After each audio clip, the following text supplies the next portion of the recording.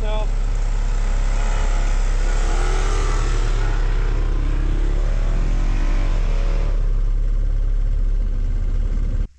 Thought it was going to be all smooth sailing, easy going like it was down below.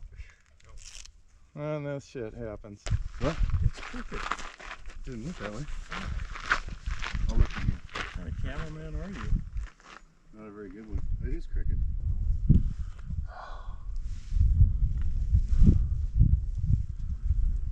Oh.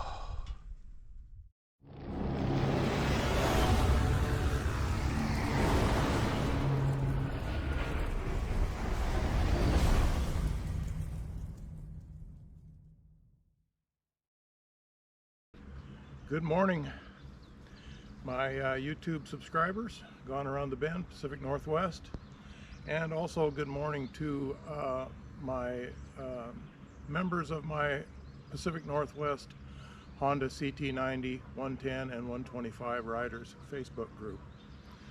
Today I have a video for you of our ride up Suiattle River Road up here in the North Cascade Mountains.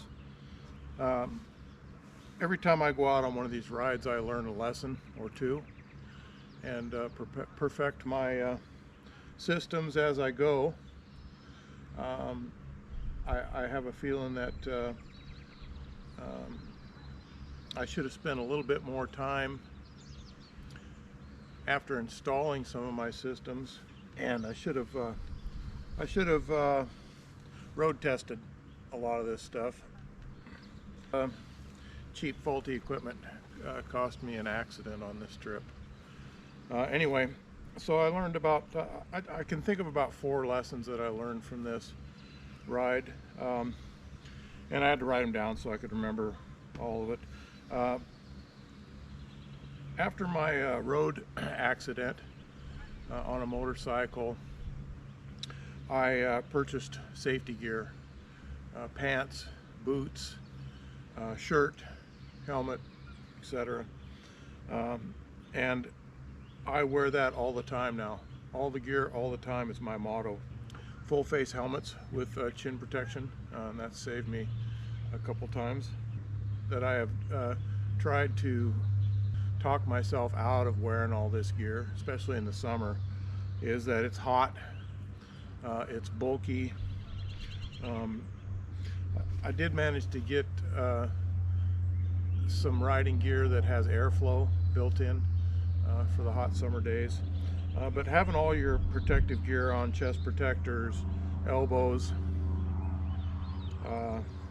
knees, thighs, etc., and your head makes a big difference. And for me, especially on this accident, I believe it made the difference between me being airlifted out and me being able to ride out back to the truck. So lesson number 2 is, like I said, test and refine all of your equipment. One of the factors that contributed to me getting in this accident was messing with this camera mount, the 360 camera mount.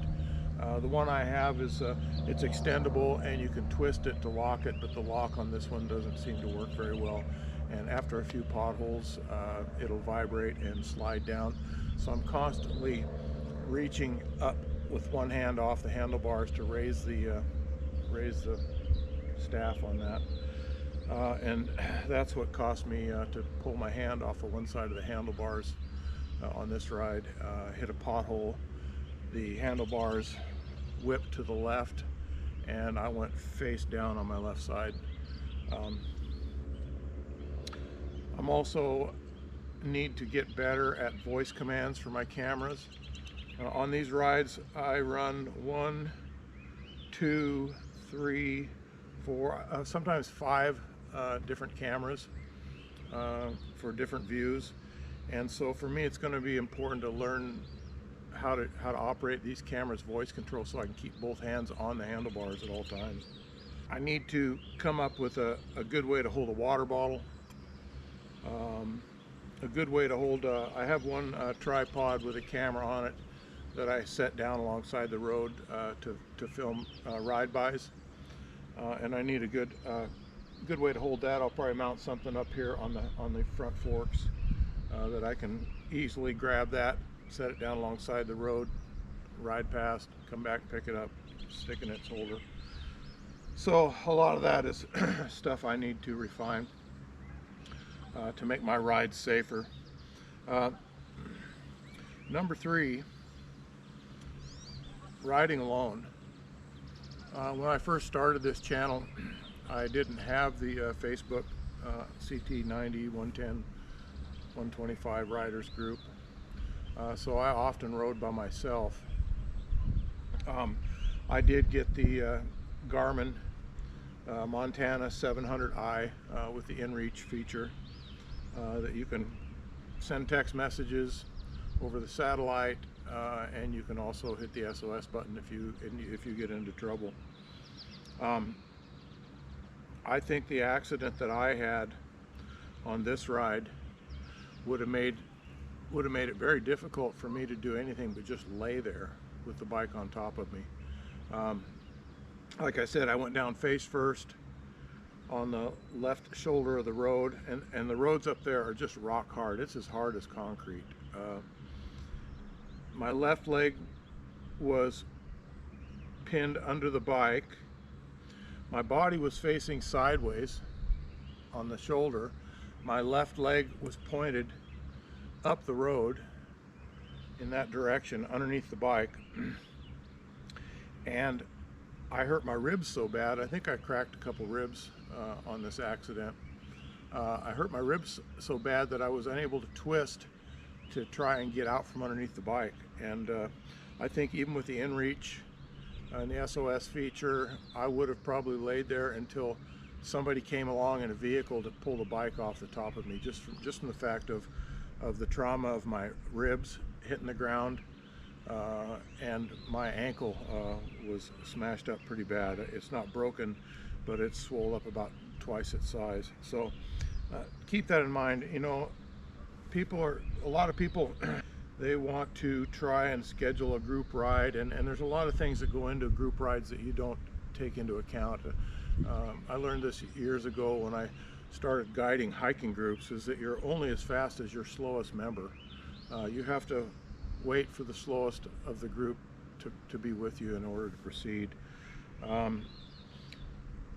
20 miles on roads like what you're going to see in this video is a lot of work, very tiring. We rode 20 some miles in and then 20 some miles back out, and it took us a good part of the day.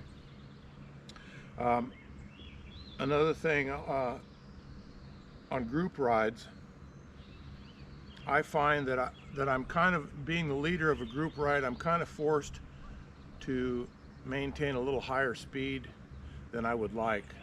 If you're out riding alone, you have time to kind of go slow and look around, you know, and take in all the sights. Whereas with a group ride, I'm focused on my cameras, I'm focused on my mirrors to make sure that everybody's still back there, and it kind of forces me just to keep going at a speed that's good for the group instead of enjoying the journey.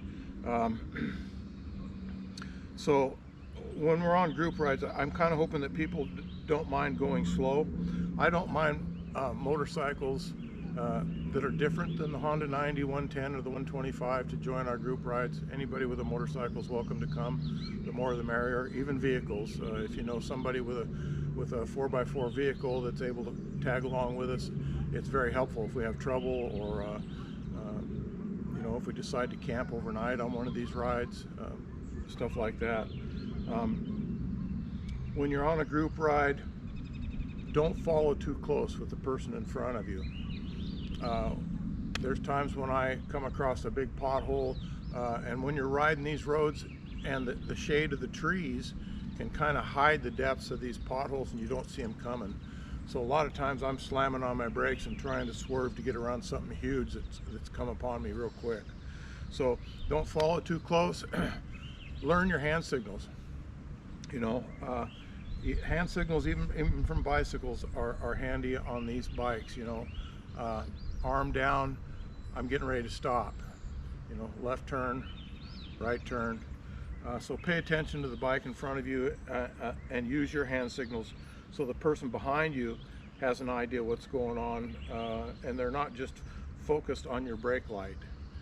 If you focus on the brake lights, you're not focused on the rider in front of him and the road conditions, etc. So with that said, sorry this is so long, but I hope to have you learn from my mistakes. All right, you guys, we're out here getting ready to start our Suiattle River ride. We got me and oh my, let's see if I can get a picture of my gizmos here. And we got Russ and Kyle joining us. Kyle's bike. Russell got the killer machine. Let's roll, buttholes.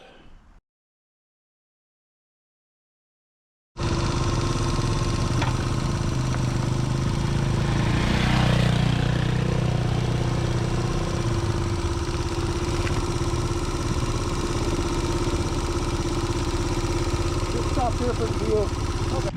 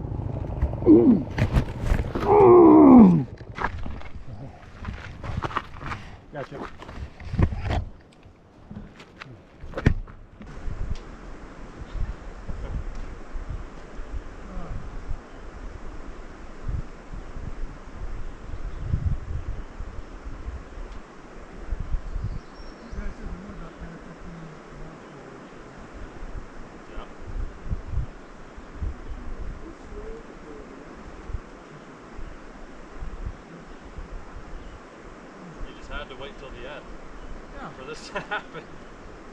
Oh, God. Yeah, the cameras would have caught that. That'll be a...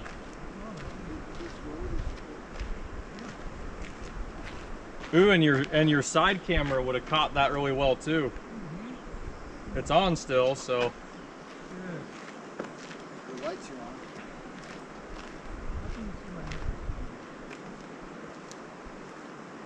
It's like your lights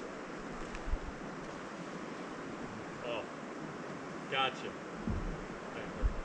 Alright, I think I'm gonna try and sit up. Yep. Okay.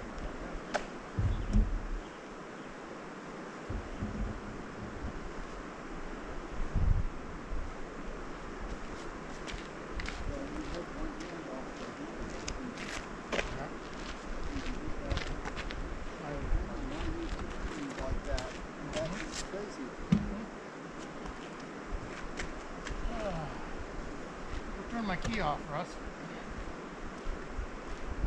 You're in neutral.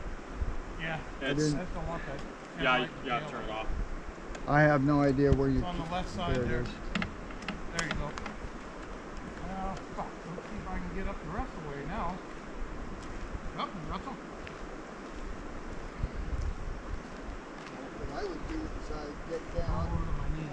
and Yeah. you got to use me. Ow! Oh, that fucking leg. Oh, that didn't feel good.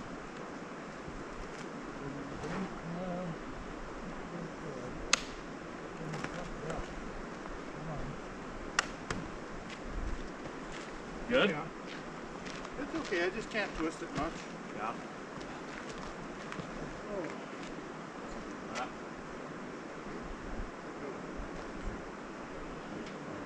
See the two left ones?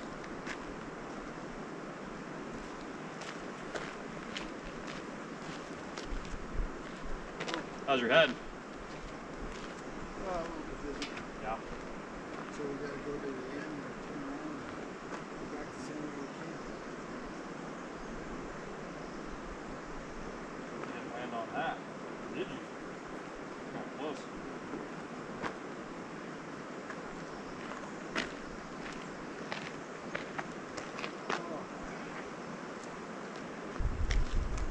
You bent your shifter there, but I think that's the worst of it. I don't think there's anything really big. So.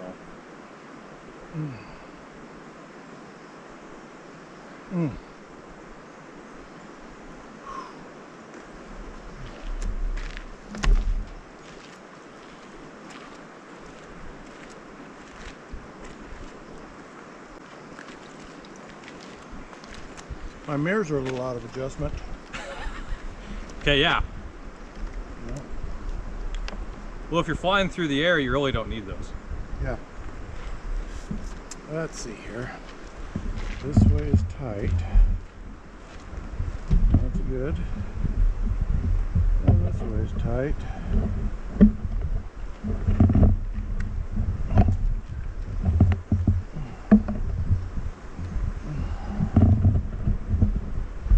Not good as new. Uh-oh.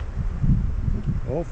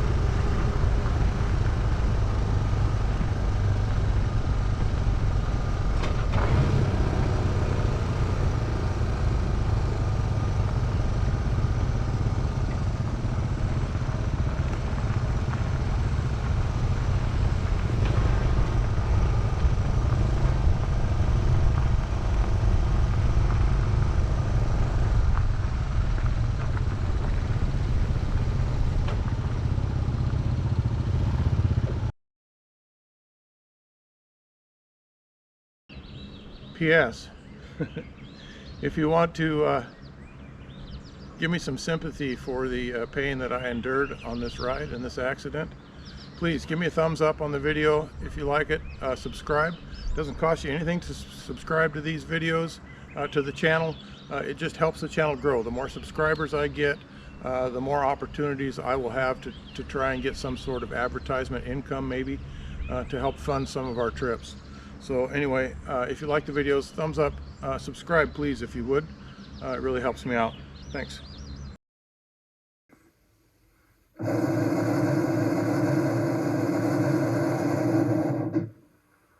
Oh yeah, baby.